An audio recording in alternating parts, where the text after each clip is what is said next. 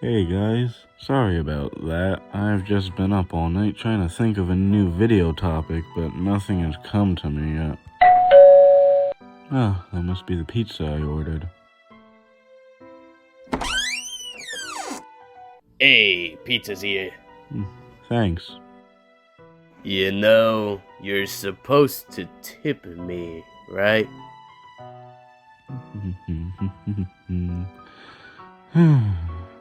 This pizza should set my mind straight.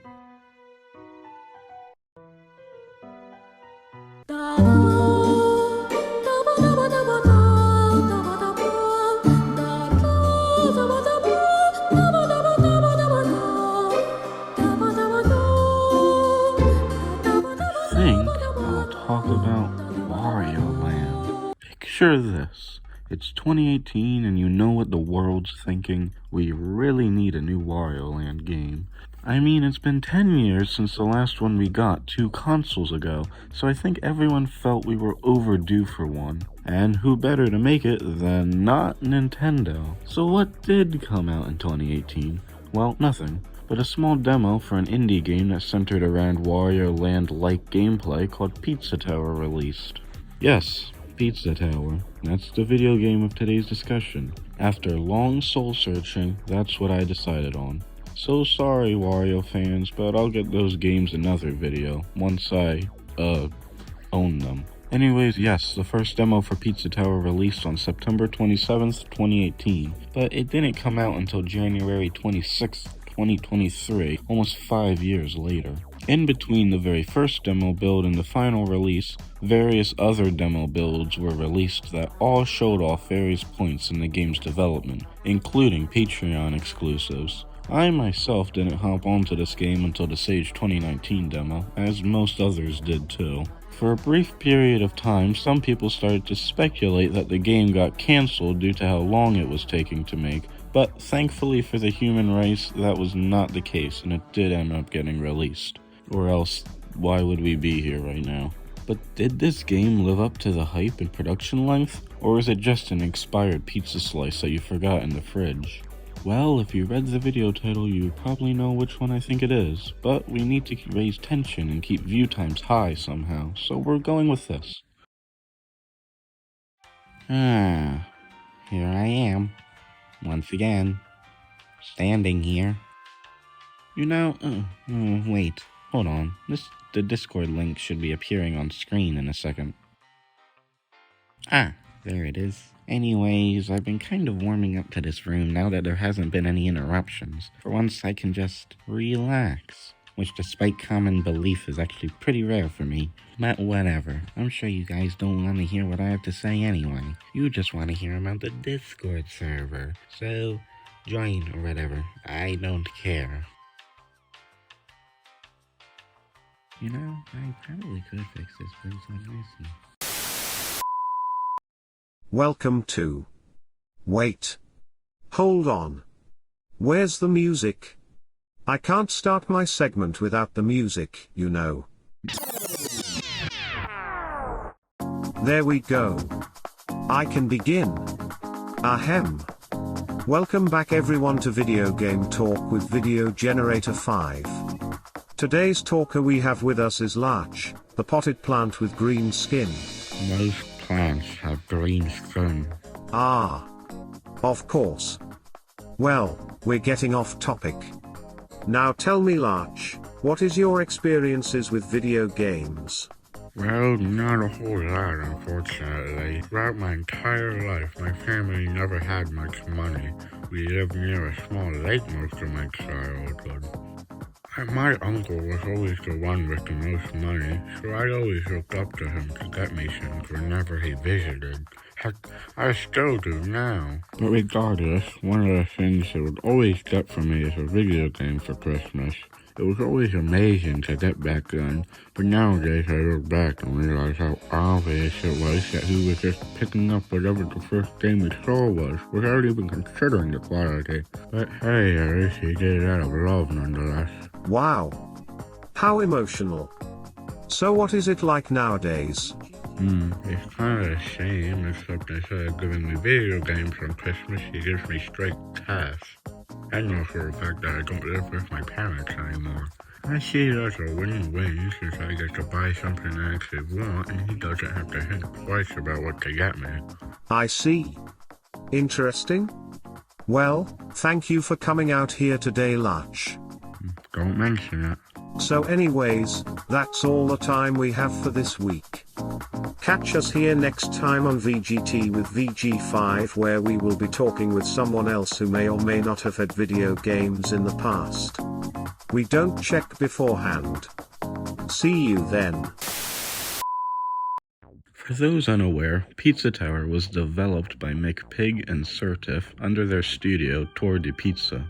As previously mentioned, this game is a spiritual successor of sorts to the Wario Land series, with the heaviest influence being derived from Wario Land 4's gameplay, in which you traverse through stages collecting treasures, only to have to go back through the level again in a time-induced panic. Pizza Tower carries over some of these aspects, but as someone who's never played a Wario Land game before, I can't really compare which does these mechanics better. But I'm going to make the assumption that Pizza Tower does it better because other people on the internet say so. I'm not perfect despite popular belief. Sometimes even I have to go based off of other people's opinions. So before I get into the meat and potatoes of the game, let's talk about the story. It isn't much. On an average day, Peppino, the main character, gets threatened by a floating pizza face that his pizza place will get evaporated by my super laser piss if he doesn't climb his tower. Yep, that's it. Told you there wasn't much. Getting into the actual game here, let's cover the main gameplay since that's pretty much already been started. Like I mentioned before, a good portion of this game was inspired by Wario Land 4. You go into a level, collect toppings scattered throughout alongside other collectibles that increase your score, kill Pillar John, escape back through the level that has now been altered to reflect the tension, then leave. Imagine if it was that simple. Even though most levels feature the same gameplay loop, each and every one has various mechanics and theming that makes them all memorable. For example, in each level you can find a locked door in it. To get into these doors, you must find the janitor named Jerome, in which he can unlock the door for you if you bring him back to where the door is, letting you collect that level's secret treasure. Every level has a different location for both the door and Jerome, with these locations varying in difficulty for how to find them. Many times, to bring Jerome back to the door, you must go through pizza time, which adds to the tension and ways to figure out what the best strategy for each level is. But what is pizza time, you may ask? Don't worry, I'll get back to that later for the 4 of you who are still watching this video that don't know. In terms of the actual levels themselves, each floor has 4 to go through and a boss to cap things off with. Excluding floor 5, which only has 3. Weird. Guess they just wanted to feel special. Each floor has a theme, but the levels themselves don't really follow it most of the time, which is honestly probably for the better so they could get more creative with the level layouts.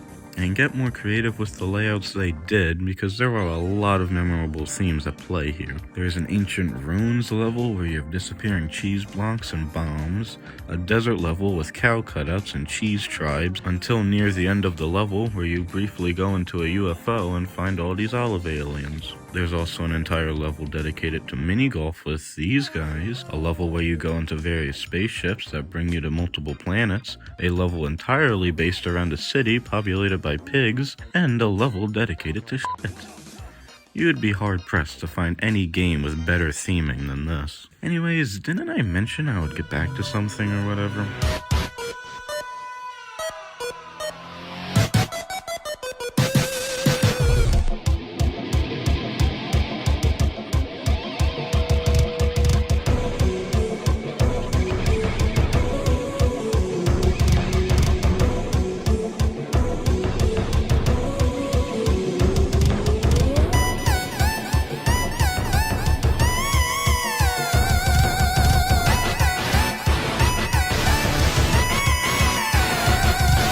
Yes, as earlier mentioned, at a certain point in each level you come across Pillar John. To progress through the level, you must kill him, which then triggers pizza time where you must go back through the level under a timer while your score decreases the longer you take. This mechanic adds to every level and gives a sense of tension that isn't present elsewhere. It's also just fun, plain and simple. Not everything needs an overly long explanation. Bosses! Not even going to bother doing a transition, let's get right into it.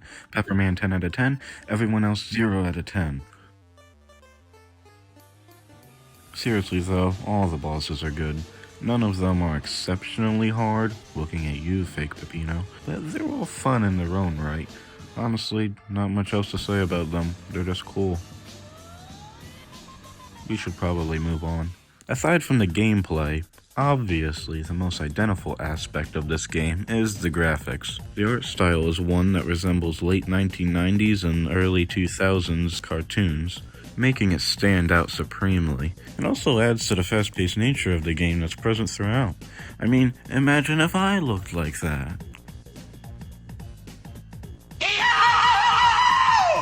This also includes character designs, and I do quite like them. They aren't the most intricate designs ever, I mean just comparing them to other games. Give me a second on this one. But I think these designs complement the art style well. Not every game has to have perfectly designed characters with fully developed backstories for who they are. I never said this was one of those games that didn't have perfectly designed characters.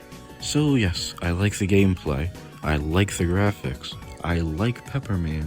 What else could I possibly like? Well, I could like the soundtrack too. Is it weird when your favorite part of a game is its soundtrack? Is it also weird that the game in question is Pizza Tower?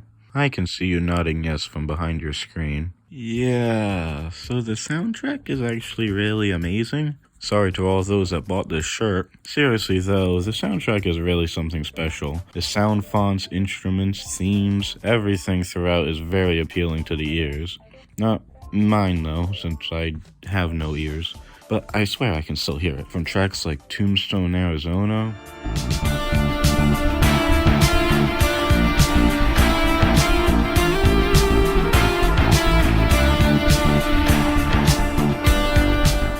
to Tunnely, Shimbers.